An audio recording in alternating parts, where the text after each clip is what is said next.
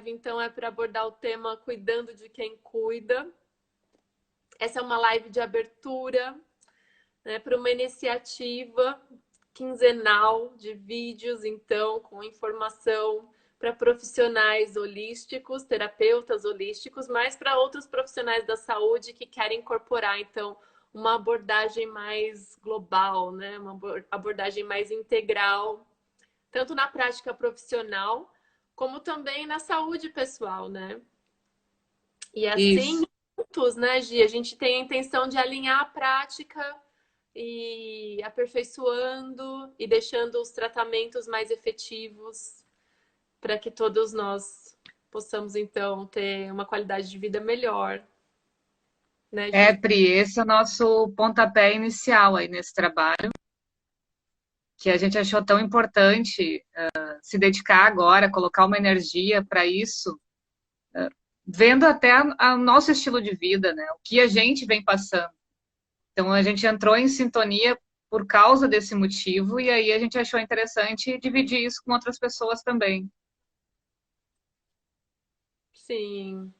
E, e nessa época em que a gente vive, né, essa questão toda da pandemia, a era da máscara, a era do distanciamento pessoal, mas a gente também não pode esquecer que a gente vive numa era de cronicidade, em que doenças que são de prevenção ainda são problemas, né, para a sociedade em geral, no mundo inteiro.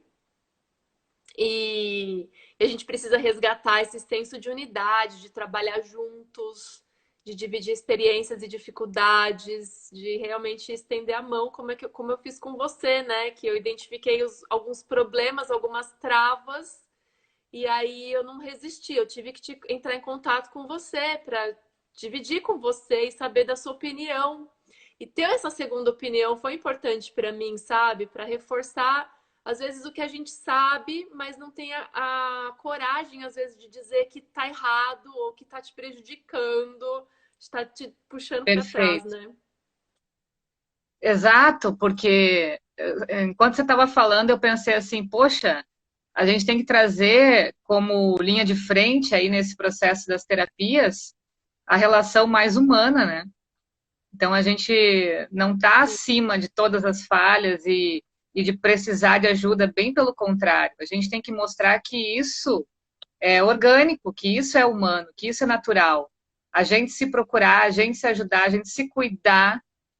E se a gente não fizer isso, como é que a gente vai ter liberdade para trabalhar? Em cima de julgamentos, em cima de dizer o que é certo, o que é errado, a gente sabe que não funciona assim, né? A natureza e o nosso Sim, comportamento é muito mais abrangente do que isso. Então, pedir ajuda é mostrar o quanto a gente está disposto a querer melhorar, a querer se curar, né? Quanto mais etapas a gente vai passando dentro da gente, eu sempre falo isso também, mais portas a gente vai abrindo para as conexões com outras pessoas. sim. E isso faz a mágica acontecer, na verdade. É, Tomando isso como um gancho, Gi, deixa eu só dividir com vocês que estão assistindo. Bem-vindas, que gostoso ter vocês aqui com a gente. Hoje eu estava ouvindo o episódio 182 do Ayurveda na Prática, que foi onde eu conheci a Gizi. E ela fala, então, sobre essa tarefa de reeducar a mente e as emoções. Então, às vezes a gente tem a facilidade de reconhecer o problema no outro e de suprimir o que a gente mesmo talvez tenha dificuldade, né? As nossas é, barreiras, os nossos sentimentos difíceis, né? Então, olha o que ela fala. Abre aspas. Tem muita tarefa para fazer no nosso universo, aqui dentro. E tarefas muito mais difíceis de fazer do que buscar um trabalho, um sucesso, um status. Isso é brincadeira de criança, perto dos desafios internos que a gente tem tanto. É que na maioria das pessoas foge, não se desenvolve, não se aperfeiçoa. Olha só, o medo de expor, talvez, de se expor, de reconhecer que está com um problema então te impede de desenvolver como pessoa. Isso é... Olha só, Ah, pode falar. é a coincidência, né? Ontem eu fiz 2 atendimentos que eram exatamente sobre esse tema. As pessoas sonhando em trabalhar de uma forma mais humana, de uma forma mais amorosa, não dentro de um engessamento profissional, né, do que o mercado quer, do que o sistema pede. Então, sofrendo e adoecendo, porque precisavam estar dentro de uma carreira de sistema para sustentar a família, enfim, para buscar sucesso profissional. E internamente é como se fosse, e é, né? São atendimentos extremamente íntimos, onde as pessoas falam: eu não gosto disso que eu estou fazendo, eu quero fazer outra coisa, eu quero, se for possível, poder trabalhar em serviço voluntário, poder me sentir muito mais útil do que representando empresas X ou Y, né? E por tantos anos escolhendo esse tipo de trabalho, a pessoa vai ficando doente. Então, Uhum. um tempo atrás, cada vez que eu estou falando contigo, eu estou me lembrando de um curso que eu fiz há um tempo atrás, que chama Aperfeiçoando Terapeutas, que também tinha essa vontade. Eu acho que eu nem cheguei a falar para ti, né, Pri, sobre isso. Mas Legal. falava dessa vontade de unir os terapeutas já, né? E lá eu falo assim, a definição de energia é a capacidade de gerar trabalho.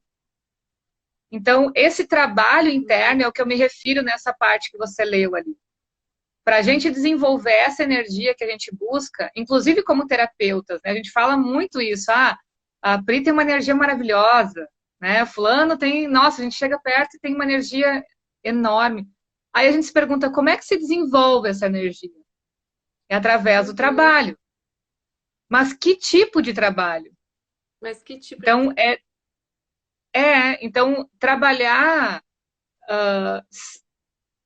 sem um fundamento, sem aquilo fazer sentido para a tua essência, não vai desenvolver essa energia. Vai desgastar, por consequência, vai adoecer. Então, indiferente qual seja o trabalho, eu posso escolher uma infinidade de trabalho, mas aquilo tem que estar dentro de mim, aquilo tem que ser a expressão da minha voz, o que eu tenho vontade de fazer. Então, isso é que a gente fala muito dentro das áreas de terapia, quando a gente está atendendo, né? E isso gera muito medo nas pessoas. Então, por isso que eu digo, é muito mais fácil você trabalhar numa empresa, ter ali aquele valor certo todo mês que você vai receber e ficar de dentro de um escritório sonhando com a vida que você gostaria, com os desafios que você gostaria. Esse sonhar não é à toa. É a tua alma te cutucando ali, dizendo, olha, vamos lá, vamos começar a trabalhar de fato, né? E a gente precisa de coragem e precisa dessa assistência, de um dar a mão para o outro, para poder atravessar esse caminho, para poder sair desse lugar de segurança, suposta segurança, e ir para esse lugar onde dá o frio na barriga, onde a gente fica mais desafiado diariamente, né?